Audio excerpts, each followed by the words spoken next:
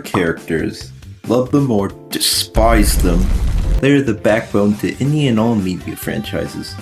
The best ones are able to go on to represent whole eras of creativity that define generations. That's why it is deathly important for an artist to come up with character designs that are freshly inspired, well thought out, and have deep layers of meaning behind them. And there is no better way to do that than to just copy what everyone else is doing. Characters aren't supposed to represent the inner workings of the artist's mind and thinking process, carefully crafting the appeal of their designs by drawing inspiration from all aspects of life. Instead, characters are only supposed to serve as addictive mascots for children to latch onto. Now, everybody knows that the best character designs are the ones that are made in the lab, specifically created to sell the most toy merch imaginable, and that are completely devoid of any nuance, depth, or personality. It's not like the best character designs come from individuals that simply have a strong passion and vision they wish to share with the world, spending hours upon hours perfecting their vision of how they want to represent what is essentially their fictional children. But that supposes that the real purpose of art is to do anything other than to make mad bucks, of course. Now then, when making our iconic character designs, it is important to keep the four main principles of art deeply ingrained in our mind, so that we know what to ignore later down the line. The principles of good character design do not include a good silhouette, good shape language, memorable color palette, an engaging art style, or heaven forbid, a tad bit of storytelling. Nah, art direction and focused vision is as important as hard work and determination. That is to say, very little. While considering the popular trends within a character archetype can be helpful, it is also important to find ways to innovate and bring unique elements to our design. Balancing familiarity with personal creativity can lead to an exciting character concept and push the boundaries of what's already established. Which is what amateurs think. Every time someone tries to do something new and original, it always backfires and never leads to truly iconic and memorable character design at all.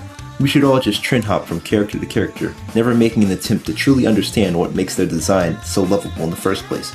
That being said, we could go to the other extreme option and create our characters using no reference or frame of mind to inspire a creative process. Just putting a bunch of stuff together, blending random attributes, and completely disregarding any sense of cohesion, fundamentals, or vision will help stroke our creative genius and definitely not hinder it. Limitations, after all, do not breed creativity, but are instead a hindrance that neglects to uphold the artistic brilliance that I'm sure everyone has naturally. There is absolutely no way that a good mix between studying the general conventions associated with your character and drawing inspiration from your own experiences in life would lead to a naturally unique and striking design. Nope, what we are all aiming for is perfection, to create a character with the most universal appeal, and therefore it is a-okay to never actually commit to an overall aesthetic. At the end of the day, you as an artist should strive to create a character that everyone will love, and totally not just focus on what you as the individual value in a character and in your own art. If you create anything but perfection, you are simply not trying hard enough. Keep at it, constantly redrawing and redesigning your iconic characters until you reach the point where you're just making changes for the sake of it rather than actually improving upon the original concept. Or just go with the first design that comes to mind, doggedly stick to it regardless of any outside influence or problems with clarity. This frame of mind works especially in the realm of animation. Over designing? I think you meant add more lining. And that's what this is truly all about. At the end of it all, characters are the life force that give the media we enjoy meaning. Their designs and personalities are often way larger than life and give us the pleasure and escapism that many of us seek as people. A good character design can speak a million words without having a single line of text around them, and the worst ones often still offer us an insight into the human mind with what works and what doesn't. As such, coming up with an appealing and memorable character design is often one of the most rewarding and challenging aspects of an artist's toolkit that they can master.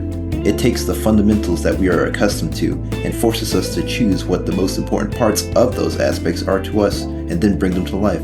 Just like art styles, an artist's character designs can tell you a lot about the kind of person they are and who they are inspired by.